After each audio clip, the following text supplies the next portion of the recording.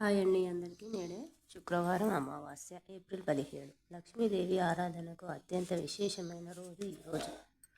మన ఇంట్లో ఆర్థిక ఇబ్బందులు తొలగించే రోజు, లక్ష్మీదేవి అనుగ్రహం కోసం ఎదురు చూసే రోజు. ఈ అరుదైన అమావాస్య నాడు పెట్టాల్సిన ఐశ్వర్య దీపం గురించి తెలుసుకుందాం. మన సాంప్రదాయం దీపాన్ని ప్రత్యేక స్థానం చీకటిని పారదోలటమే కాదు, మన జీవితానికి ఐశ్వర్యాన్ని తీసుకొస్తుంది మన నమ్మకం. అలాంటి దీపం పేరులోనే ఉంది కదా ఐశ్వర్య దీపం అని. ఇది కేవలం దీపం కాదు, శ్రేయస్సుని ఇచ్చే ఓ వాగ్దానం. ఒక్కసారి ఈ జ్యోతిని చూడండి, ప్రశాంతంగా వెలుగుతుంది. ఇది కేవలం కాంతి పుంజం కాదు, మన ఆశలకు, మన నమ్మకానికి ప్రతీక. తెచ్చిన ఈ జ్యోతి మన జీవితాల్లోకి సమృద్ధి అనే ప్రవాహాన్ని తీసుకువస్తుంది. ఈ దీపాన్ని ఎప్పుడు పడితే అప్పుడు, ఎలా పడితే అలా వెలిగించకూడదు. దీనికి ఓ ప్రత్యేకమైన సమయం ఉంది. అదేంటంటే అమావాస్య రోజు నుంచి శుక్రవారం సాయంత్రం. చూసారా ఎంత అద్భుతమైన కలయిక! లక్ష్మీదేవికి ఇష్టమైన శుక్రవారం మన సంకల్పాలకు శక్తినిచ్చే అమావాస్య. ఈ రెండు కలిసి నిజంగానే కొత్త ప్రారంభాలకు చాలా శక్తివంతమైన ముహూర్తంగా భావిస్తారు. పూజా వస్తువులు: 2 మట్టి ప్రమిదలు, గల్ల ఉప్పు, రాళ్ళ ఉప్పు, రాగి పళ్ళెం, పసుపు, కుంకుమ, 9 వత్తులు, 9 లవంగాలు. ఒక్కో దాంట్లో ఒక్కో శక్తి ఉంటుంది. ఇది కేవలం వస్తువులు కాదు, ప్రకృతికి దగ్గరగా మట్టి ప్రమిదలు, చెడును లాగేసే ఉప్పు, ఇలా ప్రతిదీ సాధనమే. ఇందాక చెప్పాం కదా గల్లుప్పు అని. ఈ పూజలో దీని పాత్ర చాలా కీలకం. మన పెద్దలు చెబుతూ ఉంటారు కదా, ఉప్పుకి నెగిటివ్ ఎనర్జీ గ్రహించే శక్తి ఉందని. సరిగ్గా అదే కారణంతో పూజ చేసే చోటుని శుద్ధి చేయటానికి, ఆ ప్రదేశానికి పవిత్రంగా మార్చడాన్ని దీన్ని వాడతాం. ఇది ఈ పూజ మొత్తానికి ఒక కవచం లాంటిదన్నమాట.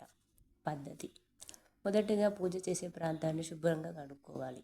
ఆ తర్వాత మనం తీసుకున్న 2 ప్రమిదలకి పసుపు రాసి కుంకుమ బొట్లు పెట్టాలి. అప్పుడు వాటికి ఒక దైవకళ వస్తుంది. కింద పెట్టే ప్రమిద ఉంది కదా, దానిని తీసుకొని దాంట్లో పూర్తిగా గల్లుప్పు నింపి వేయాలి.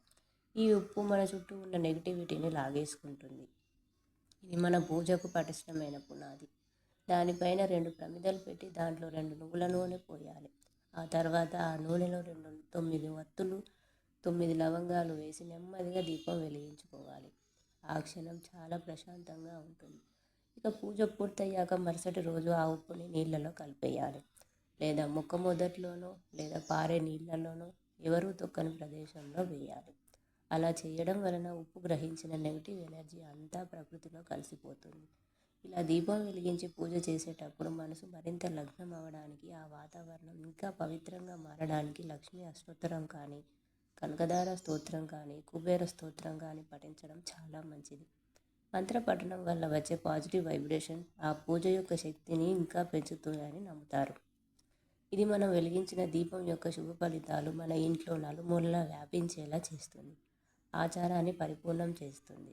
ఈ పరిహారం వల్ల ఆర్థిక ఇబ్బందులు తొలగిపోయి ఇంట్లో శాంతి, సౌభాగ్యాలు వెల్లువిరుస్తాయి. ఇది కేవలం మాట కాదు, ఎంతోమంది నమ్మకం, ఎంతో బలాన్ని, ఆశని ఇస్తుంది. ఉప్పు, నూనె, ప్రమిద ఇవన్నీ సాధారణంగా మన ఇంట్లో కనిపించే వస్తువులే, కానీ మన ఆచారంలో ఒక భాగం. చూసారా ఫ్రెండ్స్, ఈరోజు శుక్రవారం సాయంత్రం ఏప్రిల్ 17. ఇలా దీపాన్ని వెలిగించుకోండి, మీ ఇంట్లో సుఖశాంతులను వెల్లువిరుసుకోండి. ఈ వీడియో కనుక మీకు నచ్చితే సబ్స్క్రైబ్ చేయండి. Thank you friends.